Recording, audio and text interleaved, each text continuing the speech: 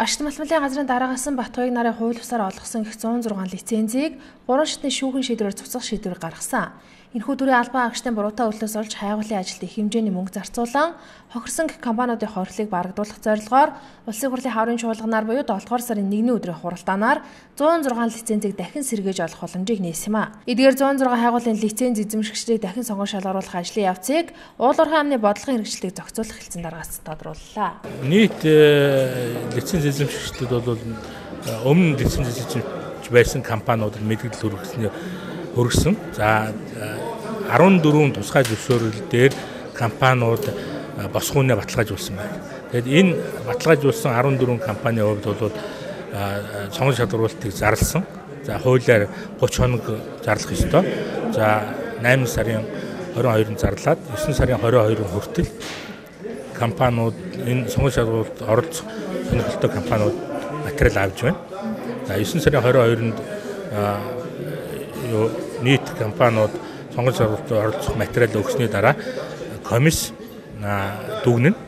За ингээд дүгнсний дараа бол үр дүн гарсны дараа шийдвэрлэгдэнэ. За энэ 106 тусгай зөвшөөрлийн олох журмын хувьд бол ойлгомжтой байж байгаа. Юу гэхээр өмнө одоо энэ тусгай зөвшөөрлийг эзэмшээд хайгуулын ажил гүйцэтгсэн компаниуд бол гаргасан зардлаа санхүүгийн баримтад үндэслэн босгооныг тогтоож зөвшөөрнө. Энэ босгооныг бол хамгийн доод үн гэж тооцож сонгон шалгаруулалт зарлагдана. За энэ зарласан хэрвээ өмнө тусгай зөвшөөрлийг эзэмшсэн компани ялвал тухайн компанид бол тусгай зөвшөөрлийг шинээр бичиж олгоно.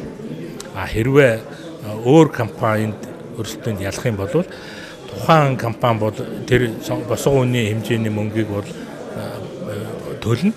Тэр төлсөн мөнгийг нөгөө өмнө эзэмшижсэн компаниуд нөхөн олгор болгож одоо төрд ямарч хохирлгүйгээр нөгөө тухайн ажил үйлчлэгээ хийжсэн компани тохирлогоор шийдэх юм боломж байна. Тэгэхээр нөгөө Ашигт Малтмалын одоо яг энэ сонгон шалгаруулалтанд оролцож байгаа аж ахуйн нэгжүүд сонирхолтой байгаа хэл та. Яг ямар бичиг баримтыг бүрдүүлж хаана хандах ёстой бол за босгооны тухайд энэ дунджаар хэд орчим төгрөг яригдж байгаа лөө. За 14 компанийн тухайд харахад бол ерөнхийдөө 94 саяас 400 гаруй сая төгрөгийн хооронд босгоон хэлүүлж байгаа. Ашигт Малтмалын газрын вебсайтад ороод та бүхэн хаана ямар талбай дээр зарлагдсан бэ гэдгийг үзэх боломжтой. За тэгээд тодорхой материалыг тэр тендерийн сонгон шалгаруулалтын комисс дээр очиж мэдээлэл авах боломжтой.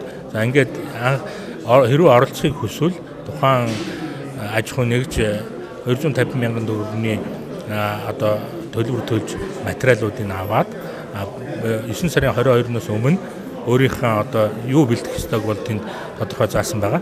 Энэ материалаа Ашигт Малтмалын газар түлээлж өгөх юм. Үүний дараагаар комисс одоо бүх хугацаа дууссаны дараагаар ямар материал ирснэ гэдгээ нийтэд нь ингэж одоо оролцсон компаниудад танилцуулаад дараа нь үнэлгээ өгөх ажил хийгдэх. Тэгээ үнэлгээний дараа бол одоо шалгарч компани тодорно гэсэн.